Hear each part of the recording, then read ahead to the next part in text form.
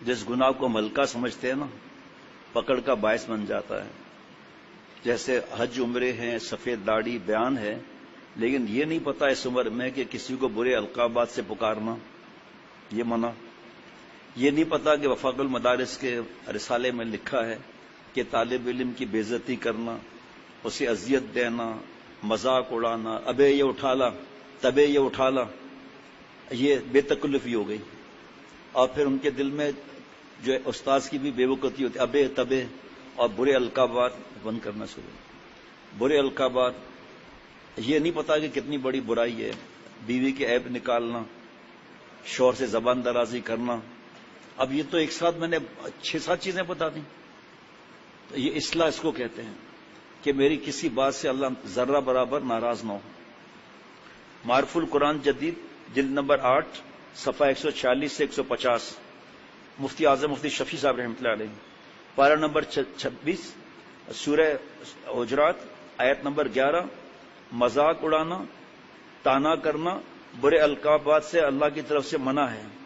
اے ایمان والوں، نہ تو مرد دوسرے مردوں کا مذاق اڑائیں، ہو سکتا ہے وہ جن کا مذاق اڑا رہا ہے وہ خود ان سے بہتر ہوں، اور نہ دوسری عورتیں دوسری عورتوں کا مذاق اڑائیں، ہو سکتا ہے وہ جن کا مذاق اڑا رہی ہیں خود ان سے بہتر ہوں. اور تم ایک دوسرے کو طعنہ نہ دیا کرو، نہ ایک دوسرے کو برے القاب سے پکارو. ایمان لانے کے بعد گناہ کا نام لگنا بہت بری بات ہے، اور جو لوگ ان باتوں سے باز نہ آئیں گے تو وہ ظالم لوگ ہیں. حدیث واقع ظلم قیامت کے اندھیرے سے ہوگا. جناب اللہ کا حکم ہے نا بھائی، جو نہیں مانے وہ بہت بڑا گناہ کر رہا ہے. ایک ہے اللہ کا حکم، یہ نہ کرو. کیا تم اس کو پسند کرتے ہو؟ یہ بھی سورہ حجرات میں ہے. کیا تم اس کو پسند کرتے ہو کہ اپنے مردہ بھائی کا گوشت کھاؤ، یعنی غیبت؟ تو حکم دے رہے ہیں اللہ تعالیٰ، اتقوا اللہ، گناہ نہ کرو، اللہ سے ڈرو. جو حکم نہ مانے اس کے گناہ میں پھر کیا شک ہے؟ اس کی تفصیل بہت لمبی ہے. اب ہم کب سنیں گے، کب پڑھیں گے؟ اس سے اچھا بتا دیں کہ میں اپنے بیوی پر طنز کرتا ہوں، تانے دیتا ہوں، اور ڈرتی ہے مجھ سے کہ میں تھپڑ ماروں گا. میں اپنے بچوں کو منوس کہتا ہوں، دوسرے کے نام بگاڑتا ہوں. کیوں نہیں بتا دیں؟ اور گناہ میں ڈوبے ہوئے. آگے سننا ذرا، اس کی پہلے اس کا ترجمہ ہو گیا، اب تفسیر. مفتی اعظم مفتی شفیع صاحب رحمۃ اللہ علیہ. سورہ حجرات کے شروع میں آپ صلی اللہ علیہ وسلم حقوق اور آداب کا بیان آیا. پھر عام مسلمانوں کے باہمی حقوق اور آداب معاشرت کا بیان شروع ہوا. مذکورہ آیتوں میں اشخاص اور افراد کے باہمی حقوق اور آداب کا معاشرت کا ذکر ہے. ان میں پہلے 3 چیزوں کی ممانعت فرما دی گئی. اول، کسی مسلمان کا مذاق اڑانا، اس کو بے عزت کرنا. دوسرے، کسی پر طعنہ زنی کرنا. تیسرے، کسی کو ایسے لقب سے ذکر کرنا جس سے اس کی توہین ہوتی ہو یا وہ اس سے برا مانتا ہو اس کو. اب بھائی وہ دوست نہیں آیا تھا کہ کیا کون دوست؟ ارے بھائی جو بہت موٹا ہے، چل نہیں سکتا، جس کی ناک ایسی ہے، یہ تمیز ہے کوئی ہے؟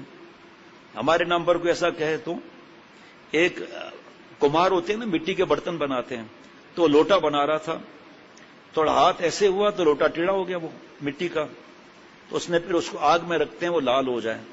بڑا دوست کو اٹھا دینا بھائی ذرا، آگے آپ کے دوست ہے نا بیٹھا. ہاں آپ لوگ مجھ سے زیادہ سوتے ہیں جناب. تو جب لال ہو گیا نا تو سرائی بنتی ہے نا بھائی. تو لال لوٹا ہو گیا تو باقی لوٹے ہنسنے لگے، ٹیڑھا ٹیڑھا ٹیڑھا.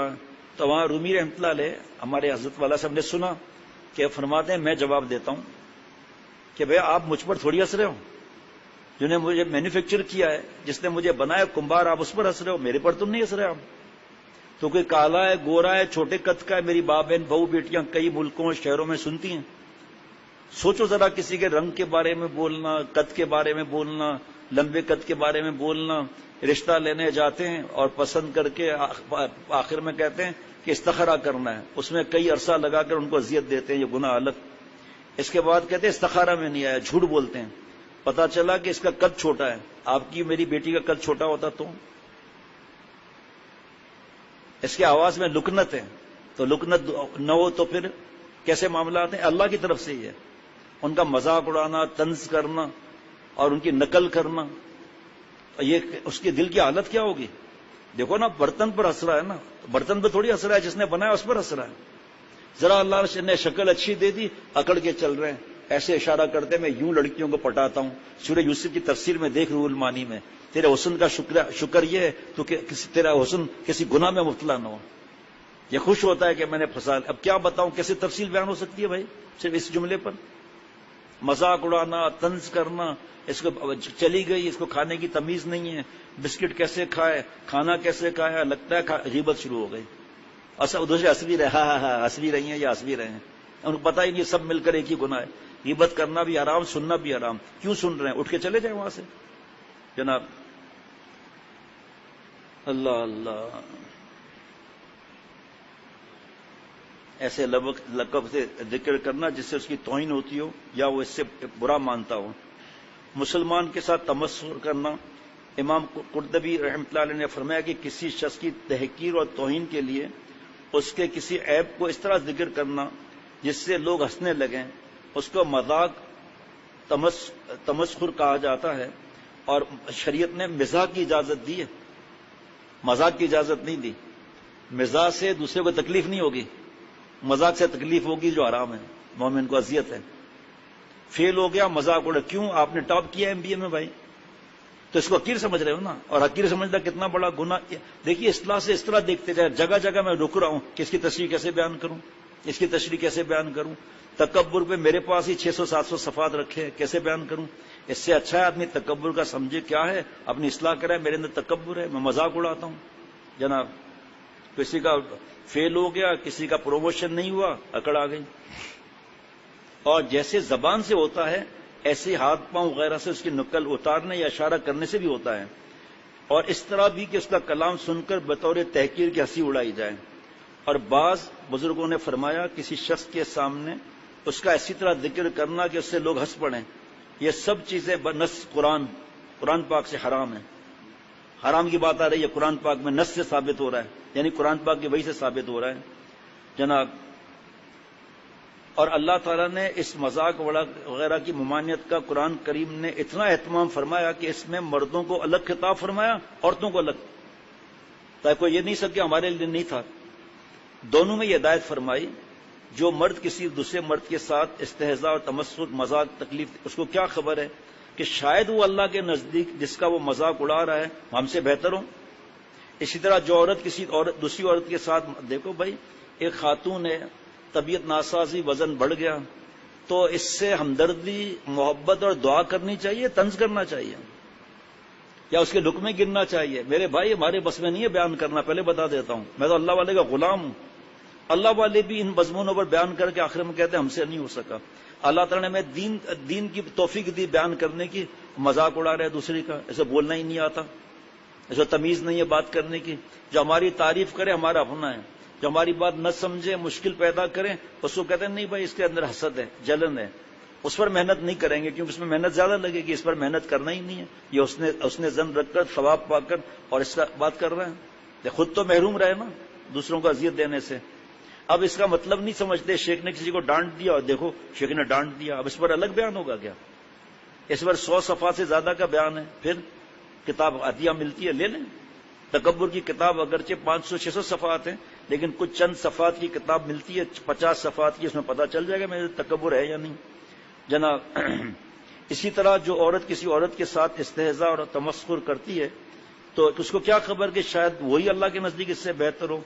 حاصل آیت کا یہ ہے کہ اگر کسی شخص کے بدن یا صورت یا قد آ گیا نا, یا قد و قامت وغیرہ میں کوئی عیب نظر آوے تو کسی کو اس پر ہنسنے, مذاق کرنے کی جرات نہ کرنا چاہیے, کیونکہ اس سے معلوم نہیں کہ شاید وہ اپنے صدق اور اخلاص وغیرہ کے سبب اللہ کے نزدیک اس سے بہتر ہو کہ افضل ہو. ایک مرد یا عورت ہے, شکل اچھی نہیں ہے اور اس کی حالت خراب ہے اور کپڑے کے پیسے ہی نہیں ہے, پسینہ آ رہا ہے, اس کو حقیر سمجھا, لیکن دل جو ہے نا ہم نے ظاہر کو دیکھا. اللہ ظاہر کو بھی دیکھتے ہیں, باطن کو بھی دیکھتے ہیں. ضرور ظاہر اس لیے وہ باطنا, ظاہری گناہ بھی چھوڑ دو, باطنی گناہ بھی چھوڑ دو جناب. سنیے ذرا, اس آیت کو سن کر سلف صالحین, میرے پہلے کے بزرگوں نے کا حال یہ ہو گیا تھا کہ عمر بن شرجیل رحمۃ اللہ علیہ نے فرمایا کہ میں اگر کسی شخص کو بکری کے تھنوں سے منہ لگا کر دودھ پیتے دیکھوں اور اس پر مجھے ہنسی آ جائے تو میں ڈرتا ہوں کہ کہیں میں بھی ایسا ہی نہ ہو جاؤں. حضرت عبداللہ بن مسعود رضی اللہ عنہ نے فرمایا کہ میں اگر کسی کتے کے ساتھ بھی مزاق کروں، اس کو ستاؤں، تو مجھے ڈر ہوتا ہے کہ میں خود اب جملے میں نہیں پڑھ سکتا آگے، کیونکہ حضرت عبداللہ بن مسعود رضی اللہ عنہ کی بات ہے کہ میں کتے کا بھی اس طرح نہ کروں کہ مجھے ڈر ہوتا ہے کہ میں خود نہ اب جملہ نہیں پڑھتا، حالانکہ پڑھنا چاہیے لیکن میری مجبوری ہے، ڈر لگتا ہے نہ بنا دیا جاؤں۔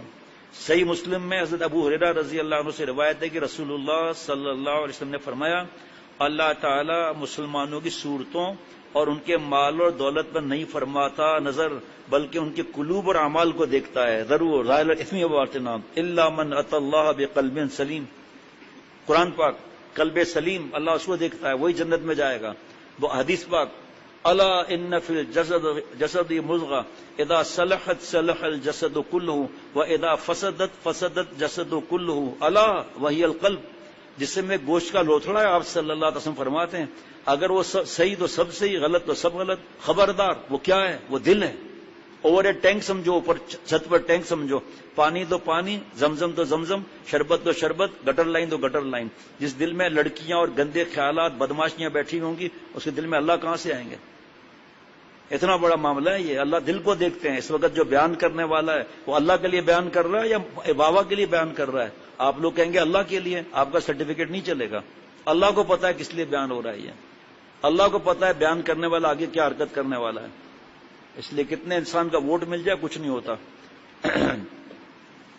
اس حدیث سے ایک ضابطہ اور اصل یہ معلوم ہوئی کہ کسی شخص کے معاملے میں اس کے ظاہری حال کو دیکھ کر کوئی قطعی حکم لگا دینا درست نہیں، کیونکہ ہو سکتا ہے جس شخص کے ظاہری اعمال اور افعال کو ہم بہت اچھا سمجھ رہے ہیں، دیکھو ابھی الگ عرض کیا، اللہ تعالیٰ جو اس کے باطنی حالات اور قلبی کیفیات کو جانتا ہے وہ اس کے نزدیک مذموم ہو، اور جس شخص کے ظاہری حال اور اعمال برے ہوں، ہو سکتا ہے اس کے باطنی حالات، باطن بڑی چیز ہے بھائی، داڑھی تو آ جاتی ہے، ٹخنا تو کھل جاتا ہے، مونچھیں سنت کے مطابق، بال سنت کے مطابق ہو جاتے ہیں، لیکن دل، اللہ اکبر، ہو سکتا ہے اس کے باطنی حالات اور قلبی کیفیات اس کے اعمال بد کا کفارہ بن جائیں، اللہ جنت میں بھیج دیں۔ اس لیے جس شخص کو بری حالت یا برے اعمال میں مبتلا دیکھو تو اس کی اس حالت کو تو برا سمجھو، مگر اس شخص کو حقیر اور ذلیل سمجھنے کی اجازت نہیں۔ جیسے شیخ العرب العجم پیارے شیخ فرماتے ہیں، گناہ سے نفرت واجب، گناہ گار سے نفرت حرام، کفر سے نفرت واجب، کافر سے نفرت حرام۔ حضرت شابر القصب رحمۃ اللہ سے کسی نے کہا بات سمجھ میں نہیں آئی، جب دیکھ رہے کہ آدمی گناہ کر رہا ہے، فرمایا آپ کے بابا میں آپ کا چھوٹا بھائی پیشاب پخانہ کر دے تو آپ بابا سے نفرت کریں گے یا پیشاب پخانے سے نفرت کریں گے؟ تو فرمایا گناہ سے نفرت کرو نا، ابھی یہ توبہ کر کے پاک صاف ہو جائے گا پھر۔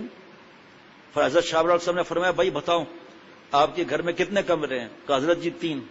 ایک کمرے میں اندھیرا ہو جائے کیا آپ کہیں گے؟ کہ حضرت فیوز اڑ گیا، پھر کیا کریں گے؟ اس وقت تار سسٹم ہوتا تھا چھوٹے سے سفید رنگ کے کٹ آؤٹ میں، کہ حضرت تار لگا کے دوبارہ لگا کر مین سوئچ آن کریں گے کمرہ روشن ہو جائے گا۔ فرمایا ارے بھائی کسی کی تاریکی گناہ کو مت دیکھو، کٹ آؤٹ توبہ کا لگ جائے گا وہ روشن ہو جائے گا۔ آج کتنے لوگ ہیں دین پھیلانے والے جو گناہ گار سے نفرت کرتے ہیں بیچارے، کیونکہ انہوں نے اللہ والوں کے جوتے نہیں اٹھائے۔ یہ اس نے پینٹ پہنی ہوئی ہے، اس کا شیو کیا ہوا ہے، تیرا میرا کیا واسطہ بھائی؟ ہمارا تو کام ہے بتانا کہ ایک مٹھی داڑھی سامنے سے رکھنا، دائیں سے رکھنا، بائیں سے رکھنا، داڑھی کا بچہ رکھنا چاروں احمد کے نزدیک واجب ہے، چاول برابر کم کرنا، داڑھی مڈانا حرام ہے۔ بس آج بھی کتنے پینٹ والے تھے، کل کتنے پینٹ والے تھے، پھر اس کو کسی آپ کے سامنے جو بیٹھے ہوئے جو وقت لگا رہے تھے ان کو کچھ کہا نہیں؟ اس کے دل میں اللہ کی محبت نہیں ہوتی تو آتا ہی کیوں؟ ایک لفظ بھی الحمدللہ نہیں، بلکہ یہاں تک میں پوچھتا ہوں آپ کو پینٹ پہننے میں بیٹھنے میں تکلیف ہے؟ کرسی رکھی ہوئی ہے، کیا نہیں میں بیٹھ جاؤں گا۔ کل پرسوں اتوار تھا نا جس دن، اس دن 2 لوگ آئے تھے اور میں نے ان سے کہا بھی کہ نہیں ہم نیچے بیٹھ جاتے ہیں، اور پھر بعد میں دعائیں دیتے ہوئے گئے، ڈر لگا ہوا تھا کہ سب کے سامنے بول دیں گے۔ کیوں بولیں گے بھائی؟ دوسرے کا مذاق اڑانے کے لیے تو اللہ نے پیدا نہیں کیا۔ معافی مانگنا اور صحیح بات بتانا۔ دوسری چیز طعنہ زنی کی ممانعت، جس کی ممانعت اس آیت میں کی گئی ہے وہ کسی میں عیب نکالنا، عیب ظاہر کرنے یا عیب پر طعنہ زنی کرنے کے ہیں۔ یہ کل بھی بتایا تھا کہ تمہیں جو بیوی پسند نہیں آ رہی ہے، تمہارے نزدیک اس کی کچھ برائیاں ہیں تو اللہ کے نزدیک کوئی اچھائیاں بھی دوں گی، تم اس کی اچھائی کو دیکھو، مفہوم۔ تو جس سے کرو گے شادی اس میں بھی اسی طرح ہوگا، مفہوم ہے۔ یہ اس حدیث پاک کا نہیں بتا رہا میں، قرآن پاک کا نہیں، یہ قرآن پاک کا معاملہ ہے یہ۔ اور طعنہ دینا تجھے کھانا کہاں سے بنانا آتا ہے، ایسے نالائق ہیں، ہاں کر دیا آخر میں 2 سال کے بعد کہتے ہیں تو اپنے ساتھ لائی کیا ہے؟ طنز، تیرے باپ نے دیا کیا ہے؟ یہ فرنیچر ایسا ہے، یہ ڈائننگ ٹیبل ایسی ہے، اور بلیک میل کر کے پیسے نکالتے ہیں تانا دینا۔ آیت میں ارشاد فرمایا وَلَا تَلْمِزُوا أَنفُسَكُمْ، یعنی تم اپنے عیب نہ نکالو۔ یہ ارشاد ایسا ہی ہے جیسے قرآن کریم میں ہے کہ تم اپنے آپ کو قتل نہ کرو۔ دونوں جگہ اپنے آپ کو قتل کرنے یا اپنے عیب نکالنے سے مراد یہ ہے کہ تم آپس میں ایک دوسرے کو قتل نہ کرو، ایک دوسرے کو تانا نہ دو۔ اس عنوان سے تعبیر کرنے میں حکمت یہ ہے قرآن پاک کی کہ کسی دوسرے کو قتل کرنا ایک حیثیت سے اپنے آپ ہی کو تو قتل کرنا ہے، کیونکہ اکثر تو ایسا واقعہ ہو ہی جاتا ہے کہ ایک نے دوسرے کو قتل کیا، دوسرے کے حمایتی لوگوں نے اس کو قتل کر دیا۔ اور اگر یہ بھی نہ ہو تو اصل بات یہ کہ مسلمان سے بھائی بھائی ہیں، اپنے بھائی کو قتل کرنا گویا خود اپنے آپ کو قتل کرنا ہے، اور بے دست و پا بنانا ہے، یعنی ہاتھ پیر ہی بچا لے کے ختم۔ یعنی مانے یہاں یہ ہے کہ تم جو دوسروں کے عیب نکالو اور تانا دو تو یاد رکھو عیب سے تو کوئی انسان عادتاً خالی نہیں ہوتا۔ تم اس کے عیب نکالو گے تو وہ تمہارے عیب نکالے گا، لڑائیاں ہوں گی، بات چیت بند ہوگی، پتہ نہیں کیا کیا جھوٹے FIR بنیں گے۔ جیسا کہ بعض علماء نے فرمایا کہ تم میں بھی کچھ عیوب ہیں، لوگوں کی آنکھیں ہیں جو ان کو دیکھیں، تم کسی کا عیب نکالو گے، تانا زنی کرو گے تو وہ تم پر یہی عمل کریں گے، اور بالفرض اگر اس نے صبر بھی کیا تو بات وہی ہے کہ اپنے ایک بھائی کی بدنامی اور تدلیل پر غور کریں تو اپنی تدلیل اور تحقیر ہے۔ یہ تو مجھے پتا نہیں تھا کہ قرآن پاک کی آج یہ تفسیر بیان کروں گا اور اس میں یہ معاملہ ہوگا۔ دوسروں کے عیب چھپانے چاہیے۔ مرد اور عورتوں میں یہی بیماریاں ہیں، خاندان ہے، رشتہ داری ہے، پڑوس ہے، پارٹنر ہے، کوئی بھی بات ہے، خاندان میں ہم اور آپ کوئی بھی رہ رہے، فرشتے تو ہے نہیں، کسی کی کیا غلطی کسی کی کیا غلطی۔ اللہ تعالیٰ عیب پر پردہ ڈالتے ہیں، اور یہاں پردہ تو ڈالتے ہی نہیں ہے، سب جگہ ذلیل کر دیتے ہیں۔ عزت اللہ کے ہاتھ میں ہے۔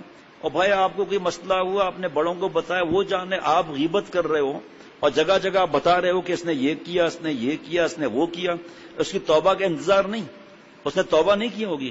اور بھائی ابا ہے وہ خود سمجھا دیں گے کہ بیٹا تیری نالائکی کی یہ خبر ملی ہے، اللہ ناراض ہوتے ہیں، یہ کرتے ہیں، احتیاط کرو۔ ایسا نہیں ہوتا، بابا تک اماں تک بات ہی نہیں آتی، اس سے پہلے ہی آپس میں غیبتیں، طنز، مذاق اڑانا۔ پھر وہاں دوسرا چمچا بیٹھا ہوتا ہے، وہ اور چمچا گیری کر کے پرانی بات بتائے گا، چمچی بیٹھی ہے تو چمچی اور پرانی بات بتا دے گی کہ ایسا ہوا تھا۔ ارے بھائی یارو یہ بتاؤ کہ حدیث پاک کے حساب سے عیب کھولنا ہے، عیب چھپانا ہے؟ 2 دن سے مسلسل یہ بات کر رہا ہوں کہ اگر ہم کسی کے عیب کھولیں گے، آپ کو جس بات سے تکلیف پہنچی ہے اس کو چھپائے نہیں، آپ بتا دیں بڑے کو، دوسرے کو کیوں بتایا، دوسرے نے تیسرے کو کیوں بتایا؟ حقیر سمجھ رہے، اس لیے تکبر ہے، بڑائی ہے، دوسرے کو حقیر سمجھ رہے ہیں۔ جبکہ بار بار سنتے ہیں کہ بدکار عورتیں رابعہ بصریہ بن گئی، شرابی زنا کے چیمپئن ولیوں کے سردار بن گئے۔ حضرت جگر مراد آبادی رحمۃ اللہ علیہ کا کبھی نہیں سنا آپ لوگوں نے واقعہ؟ جس نے حضرت جگر مراد آبادی رحمۃ اللہ علیہ کو شراب پیتے ہوئے دیکھا یا شرابی سن کر حقیر سمجھا، وہ مارا گیا اگر توبہ نہ کی۔ حضرت جگر مراد آبادی رحمۃ اللہ علیہ ولیوں کے سردار ہوئے۔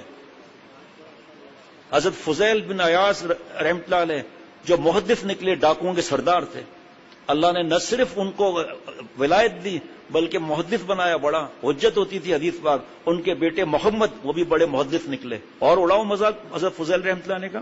حضرت بشر حافی رحمۃ اللہ علیہ شراب پیتے تھے، شراب کے نشے میں اللہ نے ان کو جذب کیا، زمین پر کوئی ٹکڑا رکھا تھا کاغذ کا، اٹھایا تو اس میں اللہ کا نام لکھا ہوا تھا، پریشان ہو گئے شراب کے نشے حرام میں، اس کو ایسی طرح چوم لیا، پھر صاف کر کے تھوڑا سا عطر تھا وہ لگا کے اوپر رکھ دیا۔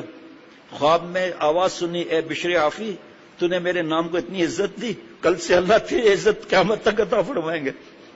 آج مشغلہ بنایا ہوا ہے، احساس نہیں ہے کہ وہی جب ہم چاہیں گے یا اللہ ہمارے عیب چھپا دیجئے تو ہم نے جس کے عیب یہاں ظاہر کیے ہوں گے وہاں پر اللہ تعالی ہمارے عیب ظاہر نہ کر دیں، اللہ معاف فرمائے۔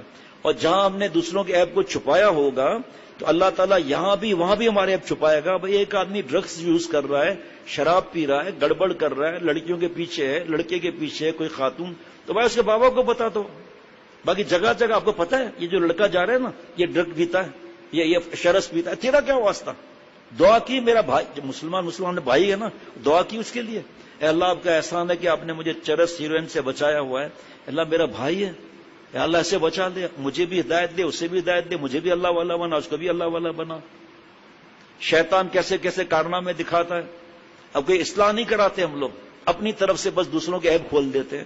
اور بھائی آپ ہو یا ہماری بہو بیٹیاں ہیں، آپ کو کسی کی زیادتی لگی، آپ طریقے سے مشورہ کرو، دین کی سمجھ نہیں ہے، کھوپڑا میں ذہن نہیں ہے تو کسی مربی سے پوچھو، کسی کو مربی بناؤ، مفتی صاحب سے پوچھو، ایک سے مشورہ کر کے کوئی مرد مفتی صاحب سے پوچھ لے کہ بھئی ایسا معاملہ ہوا ہے اور ہم چاہتے ہیں کہ ان کے بڑے کو بتائیں، مفتی صاحب کہے گا ضرور بتائیں، اور برباد ہو جائے گا۔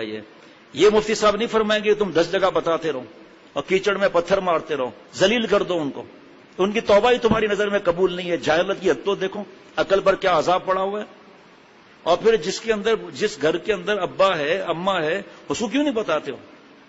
غیبت پر غیبت، بہتان پر بہتان، اور دوسرے چمچے یا چمچیاں وہ اور آ جائیں، ہاں یہ بھی تو کیا تھا، یہ بھی تو کیا تھا، یہ بھی تو کیا تھا۔ ارے ہمارے عیب نہیں ہے کیا؟ میں اپنی بات کرتا ہوں، قسم بخدا میں بھی گناہ گار میں آتا ہوں، کل بنی آدم خطا میں نہیں آتا کیا؟ خیر الخطائین وہ ہے جو 100 دفعہ گناہ ہوا 100 دفعہ توبہ کر لے، لیکن اکڑ انسان کو جھک نہیں دیتی، دوسروں کے عیب نظر آتے ہیں۔ بھیا کسی سے انسان سے غلطی ہوئی ہے، ارے بابا اللہ تعالیٰ کتنے گناہ معاف فرماتے ہیں، ہم گن نہیں سکتے، تو ہم چاہتے ہیں ہمارے گناہ معاف ہو نا، تو ہم یہاں بھی کسی کا گناہ معاف کر دیں، آگے وہ برباد نہ ہو یا ہمیں نہ برباد کرے، ہمارے بچے اور بچیوں کو نہ برباد کرے، تو ہم بتا دیں گے بڑے کو، ایک کو بتائیں گے، سب کو تھوڑی بتائیں گے، پھر وہ جانے، ان کا کام جانے۔ تماشا بنا کے پورے گھر کو برباد کر دیتے ہیں، خاندان کو۔ یہ گروپ کی مصیبت یہی تو ہے، گروپس کی مصیبت، عیب چھپانے کے بجائے گروپ سے اس نے یہ کیا، اب چمچے آ جائیں گے، ہاں یہ بھی کیا تھا، جب وہ 3 سال کا تھا تو نرس کو چھیڑا تھا اس نے۔ وہ یار 3 سال کا تھا تو کیا ہوا بھائی، تجھے کیا واسطہ 3 سال کا؟ ہاں 4.5 سال کا ہوا نا تو کتے کو لات ماری تھی۔ اب سب باتیں اس کا کچا چٹا کھول دیا، اللہ چھپا رہے، یہ ظاہر کر رہے ہیں۔ کتنے لوگ بدل گئے اللہ کے کرم سے، بیان ہونے لگے حسد کے مارے کا۔ آپ کو پتا ہے ناچتا تھا، ڈرگس یوز کرتا تھا، 8 گھنٹے ٹن رہتا تھا، پتا ہے یہ جناب 2 بچے بوائل کیے ہوئے صبح سویرے کھا لیتا تھا نہار منہ۔ ابے تھا نا، تو پھر اللہ پیارا بنا رہے ہیں، ان اکرمکم عند اللہ اتقاکم، عزت والا وقار والا وہ ہے جو گناہ نہیں کرتا، اور ہم دوسروں کو ایسا کر دیتے ہیں کہ اس کو گناہوں میں اور مزہ آتا ہے کہ جب ذلیل تو ہو ہی گئے اور ذلیل ہو جاؤ۔ کیا کرے گا آدمی؟ اب اصل میں سمجھ نہیں ہے نا، بس 2 بیانات ہو گئے، نماز پڑھ لی، تہجد پڑھ لیا، نصیحت کر لی، اب سمجھیے ہم جیسا کوئی اللہ والا ہی نہیں ہے۔ کون ایسا نالائق ہوگا جو گھر کے اندر کسی کو کمینہ پن کرنے کی اجازت دے گا؟ سوال ہی پیدا نہیں ہوتا۔ لیکن بھائی طریقے سے تو چلو نا، چھوٹے چھوٹے معصوم بچے بچیوں تک بات پہنچ رہی ہے، وہ کھڑے ہوئے ہیں، باتیں ہو رہی ہیں۔ حرام ہے غیبت، سننا بھی حرام ہے، کرنا بھی حرام ہے۔ آدمی فوراً کہتے ہیں آپ میرے کانوں کو ناپاک مت کریں، یہ جملہ حضرت نے سکھایا ہے، بس آپ جانے، آپ کا کام جانے۔ بھائی آپ کے ساتھ جو مسئلہ ہے ہم دعا کرتے ہیں، ہمیں اتنا پتہ چل گیا، اب آپ یہ کیوں ہر وقت بات چیت کر کے راتیں برباد کر دیں؟ اللہ عقل عطا فرمائے۔ جناب بالفرض اگر اس نے صبر بھی کیا تو بات تو ہوئی ہے کہ اپنے ایک بھائی کو بدنامی اور تذلیل پر غور کریں، تو اپنی تذلیل اور تحقیر ہے۔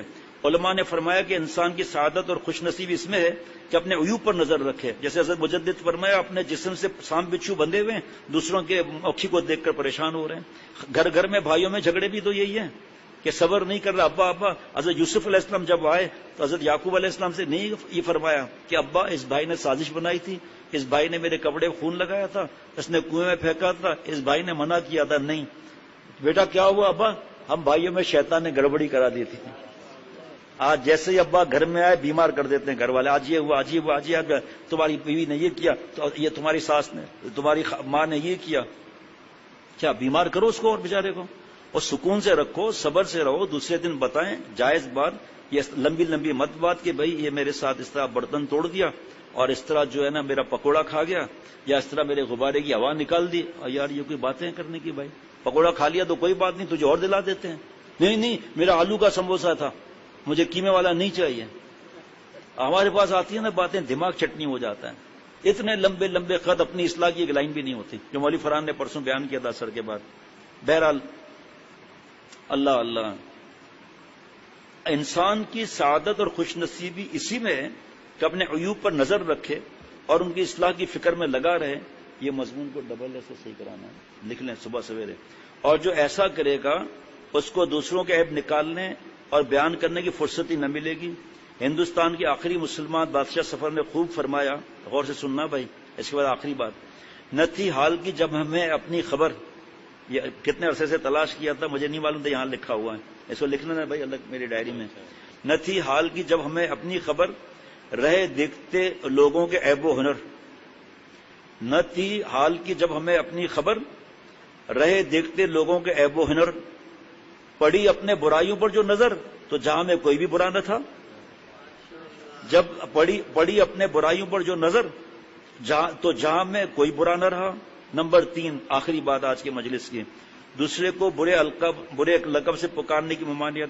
تیسری چیز جس سے آیت میں ممانعت کی گئی وہ دوسرے کو برے لقب سے پکارنا جس سے وہ ناراض ہوتا ہو، جیسے کسی کو ابے وہ لنگڑے، ابے لولے یا اندھے کانے کہہ کر پکارنا یا اس لفظ سے اس کا ذکر کرنا. وہ نہیں ہے وہ اندھا، بتائیے اللہ اگر ہمیں اندھا کر دے اللہ معاف فرمائے تو وہ نہیں ہے وہ جو لنگڑا ہے، اس کے دل کے آرے نہیں چلیں گے. اس طرح جو نام کسی شخص کی تحقیر کے لیے استعمال کیا جائے اسی نام سے اس کو پکارنا یہ گناہ ہے. صحابی رضی اللہ عنہ نے فرمایا کہ یہ آیت ہمارے بارے میں نازل ہوئی کیونکہ جب رسول اللہ صلی اللہ علیہ وسلم مدینہ میں شریف میں تشریف لائے تو ہم میں اکثر آدمی ایسے تھے جن کے 2 یا 3 نام مشہور تھے، اور ان میں سے بعض نام ایسے تھے جو لوگوں کو اس کو آڑ دلانے اور تحقیر اور توہین کے لیے مشہور کر دیے تھے. آپ کو یہ معلوم نہ تھا صلی اللہ علیہ وسلم کو کہ بعض اوقات وہی برا نام لے کر آپ اس کو خطاب کرتے کیونکہ اس دوسرے زبان کے لفظ تھے. تو صحابہ عرض کرتے کہ یا رسول اللہ وہ اس نام سے ناراض ہوتا ہے. اس پر آیت نازل ہوئی ہے. حضرت ابن عباس رضی اللہ عنہما نے فرمایا کہ اس آیت میں تنابزو بالالقاب سے مراد یہ کہ کسی شخص نے کوئی گناہ یا برا عمل کیا ہو اور پھر اس سے تائب ہو گیا. دیکھو ابھی جو بیان کر رہا تھا اس پر نچوڑ آ گیا، توبہ کر لی، اس کے بعد اس کو اس برے عمل کے نام سے پکارنا، مثلا چور ہے، زانی ہے، شرابی ہے. ارے جس نے چوری، زنا، شراب سے توبہ کر لی اس کو اس پچھلے عمل سے آڑ دلانا، تحقیر کرنا حرام ہے. حدیث میں رسول اللہ صلی اللہ علیہ وسلم نے فرمایا جو شخص کسی مسلمان کو ایسے گناہ پر آڑ دلائے جس سے اس نے توبہ کر لی ہے تو اللہ نے اپنے ذمے لے لیا کہ اس کو اسی گناہ میں مبتلا کر کے دنیا اور آخرت میں رسوا کرے گا اللہ تعالیٰ. یہ مجھے زبان پر نہیں آ رہا تھا کہ حدیث پاک ہے یا نہیں، ابھی سامنے حدیث پاک آئی. بعض لوگوں کے ایسے نام مشہور ہو جاتے ہیں فی نفسی ہی برے ہیں مگر وہ بغیر اس لفظ کے پہچانا ہی نہیں جاتا تو اس کو اس نام سے ذکر کرنے کی اجازت پر علماء کا اتفاق ہے، پر شرط ذکر کرنے والے کا قصد اس سے تحقیر اور تذلیل کا نہ ہو. بڑا ہو گیا منع بھائی ہے جی تو اس کو برا نہیں لگے گا اس بات سے کیونکہ وہ تو خود منع ہی ہے اس کے حساب سے. آخری بات حدیث میں ہے کہ رسول اللہ صلی اللہ علیہ وسلم نے فرمایا کہ مومن کا حق دوسرے مومن پر یہ ہے کہ اس کا ایسے نام اور لقب سے ذکر کرے جو اس کو زیادہ پسند ہو ہے جی. اس لیے عرب میں کنیت کا رواج عام تھا اور آپ صلی اللہ علیہ وسلم نے بھی اس کو پسند فرمایا، جیسے ام رومان، کوئی اس طرح نام ہو گئے، یا جناب ابو فران ہو گیا. ایک اس طرح کی کنیت کے نام ہوتے. ابو ہریرہ رضی اللہ عنہ یہ تو نام ان کو ہی اسی میں مزہ آتا تھا.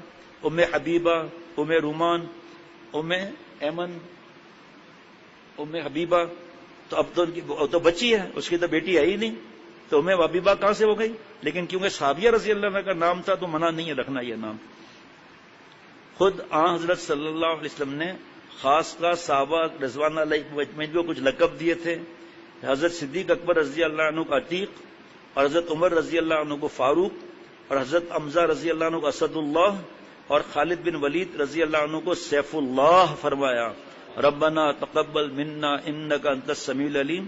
سبحان ربک رب العزت عما یصفون وسلام علی المرسلین والحمد للہ رب العالمین. صلی اللہ علی النبی الامی وعلی آلہ واصحابہ وبارک وسلم. پرچے ہیں ختم ہو گئے.